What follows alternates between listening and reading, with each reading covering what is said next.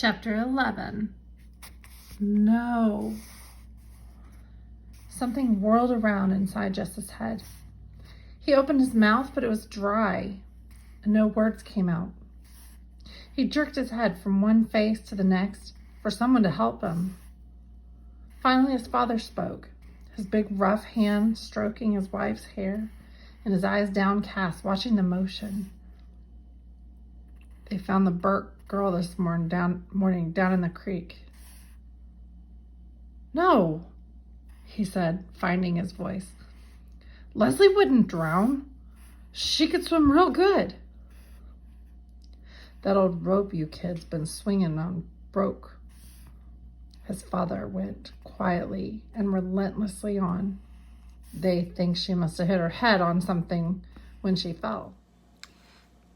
So it sounds like while Jess was with Miss Edmonds at the art museum, Leslie decided to entertain herself and go alone to Terabithia. And that's the time the rope broke. They think she must have hit her head on something when she fell. No. He shook his head. No. His father looked up. I'm real sorry, boy. No. Jess was yelling now. I don't believe you. You're lying to me. He looked around again wildly for someone to agree, but they all had their heads down except Maybelle, whose eyes were wide with terror. But Leslie, what if you die? Do you remember when they were talking about death and an afterlife and what their beliefs were? So these words are written in italics because this is what was going through Jess's head. He was remembering that conversation. No, he said, straight at Maybelle. It's a lie. Leslie ain't dead. He turned around and ran out the door, letting the screen bang sharply against the house. He ran down the gravel to the main road and then started running west, away from Washington and Millsburg and the old Perkins place. An approaching car beeped and swerved and beeped again, but he hardly noticed. Now this is just like a train, like a string of thoughts. Leslie, dead, girlfriend, rope, broke, fell, you. Do you see those 3 words, you? He's starting to blame himself. The words exploded in his head like corn against the side of the popper. God, dead, you, Leslie, dead, you. He ran until he was stumbling, but he kept on, afraid to stop, knowing somehow that running was the only thing that could keep Leslie from being dead. It was up to him. He had to keep going. Behind him came the barricade of the pickup, but he couldn't turn around. He tried to run faster, but his father passed him and stopped the pickup just ahead, then jumped out and ran back. He picked Jess up in his arms as though he were a baby.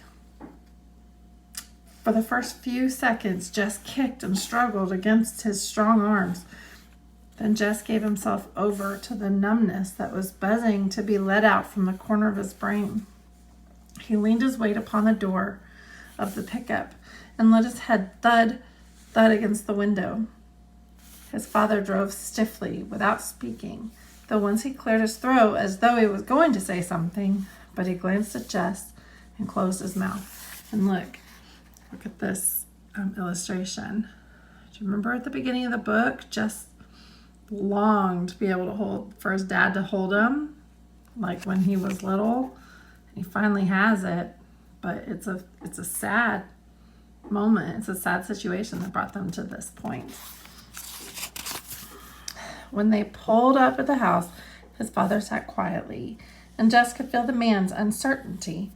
So he opened the door and got out, and with the numbness flooding through him, he went in and lay down on his bed. So he falls asleep here. And remember that the author puts this little symbol here sometimes to show us that we're changing scenery or we're changing time. So in this instance, it looks like we're changing time because I can see that we're going on to, he fell asleep, but now he's awake. He was awake, jerked suddenly into the consciousness in the black stillness of the house. He sat up, stiff and shivering. Although he was fully dressed from his windbreaker down to his sneakers, he could hear the breathing of the little girls in the next bed, strangely loud and uneven in the quiet. Some dream must have awakened him, but he could not remember it. He could only remember the mood of dread it had brought with him. Through the curtainless window, he could see the lopsided moon with hundreds of stars dancing in bright attendance. It came into his mind that someone had told him that Leslie was dead, but he knew now that it had been part of a dreadful dream. Leslie could not die any more than he himself could die, but the words turned over uneasy in his mind, like leaves stirred up by cold wind. If he got up now, he went down to the old Perkins place and knocked on the door, Leslie would come open it, P.T. jumping at her heels like a star around the moon. It was a beautiful night. Perhaps they could run over the hills and across the fields and the stream and swing themselves into Terabithia. They had never been there in the dark, but there was enough moon for them to find their way into the castle, and he could tell her about his day in Washington and apologize. It had been so dumb of him not to ask if Leslie could go too. He and Leslie and Miss Edmonds could have had a wonderful day. Different, of course, from the day that he and Miss Edmonds had had, but still good. Still perfect. Miss Edmonds and Leslie liked each other a lot. It would have been fun to have Leslie along. I'm really sorry, Leslie. He took off his jacket and sneakers and crawled under the covers. I was dumb not to think of asking. It's okay, Leslie would say. I've been to Washington thousands of times. Did you ever see the buffalo hunt? Somehow, it was the one thing in all of Washington that Leslie had never seen, and so he could tell her about it, describing the tiny beasts hurtling to destruction. His stomach felt suddenly cold. Remember the display of the buffalo where the Indians are chasing the buffalo off a cliff? And it really bothered him. And thinking about that suddenly made his stomach feel cold. It had something to do with the buffalo, with falling, with death, with the reason he had not remembered to ask if Leslie could go with them to Washington today. You know something weird? What? Leslie asked. I was scared to come to Terabithia this morning. The coldness threatened to spread up from his stomach. His turned over and lay on it. Perhaps it would be better not to think about Leslie right now. He would go see her first thing in the morning and explain everything. He could explain it better in the daytime when he had shaken off the effect of his unremembered nightmare. He put his mind to remembering the day in Washington, working on details of pictures and statues, dredging up the sound of Miss Edmonds' voice, recalling his own exact words and her exact answers. Occasionally, in the corner of his mind, visions would come to a sensation of falling, but he pushed it away with the view of another picture or the sound of another conversation. Tomorrow, he must share it all with Leslie. The next thing he was aware of was the sun streaming through the window. The little girl's bed was only rumpled covers, and there was movement and quiet talking from the kitchen. Lord, poor Miss Bessie. He'd forgotten all about her last night, and now it must be late. He felt for his sneakers and shoved his feet in the heels without tying the laces. His mother looked up quickly from the stove and the sound of him.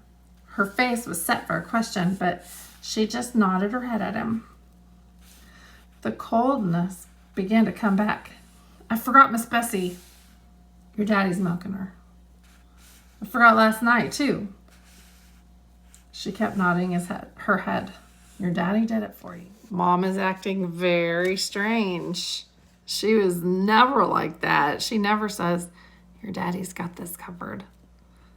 Well, what do you think? Do you think it was a dream? Do you think that Leslie's alive? Based on Mom's reaction, I can tell something is strange. Let's keep reading and Your find out. daddy did it for you. But it wasn't an accusation. You feel like some breakfast? Maybe that was why his stomach felt so odd. He hadn't had anything to eat since the ice cream Miss Edmonds had brought them at Millsburg on the way home. Brenda and Ellie stared at him from the table. The little girls turned to their cartoon shows at the TV to look at him and then turned quickly back. He sat down on the bench. His mother put a plate full of pancakes in front of him. He couldn't remember the last time she had made pancakes. He doused them with syrup and began to eat. They tasted marvelous. You don't even care, do you? Brenda was watching him from across the table. He looked at her puzzled, his mouth full. If Jimmy Dix died, I wouldn't be able to eat a bite. The coldness curled up inside of him and flopped over. Will you shut your mouth, Brenda Aarons? His mother sprang forward, the pancake turner held threateningly high. Whoa, Mom snapped at Brenda this time. That's unusual. There's another clue that something is definitely wrong. I'm starting to question whether or not this really was a dream. Or Mama, not. He's just sitting there eating pancakes like nothing happened. I'd be crying my eyes out.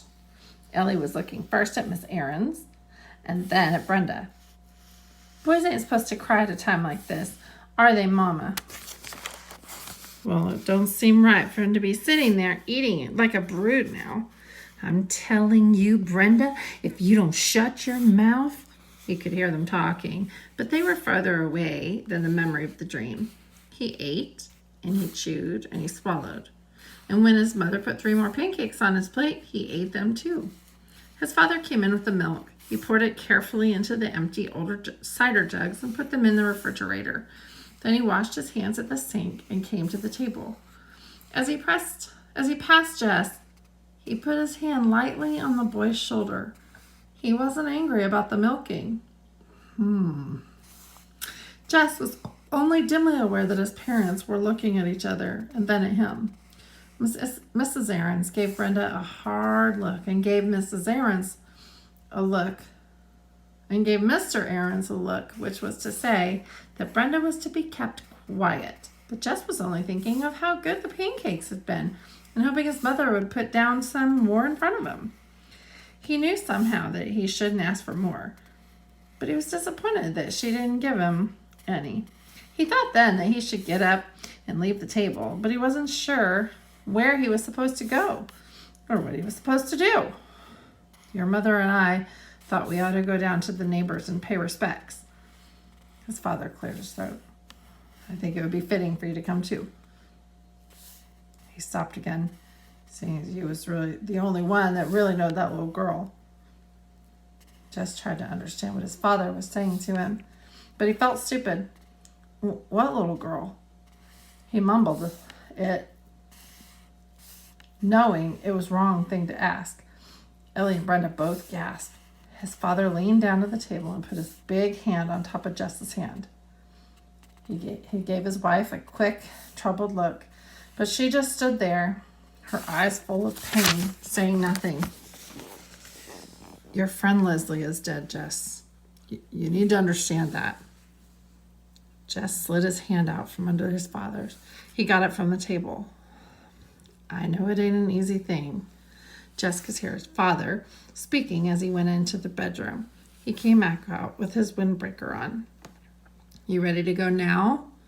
His father got up quickly. His mother took her apron off and patted her hair. Maybelle jumped up from the rug. I want to go too, she said. I've never seen a dead person before. No. Maybelle sat down again as though slapped down by her mother's voice. We don't even know where she's laid out at, Maybelle, Mr. Aarons said more gently. So now we know for sure it was not a dream. That's the end of this chapter, and I'll see you next time.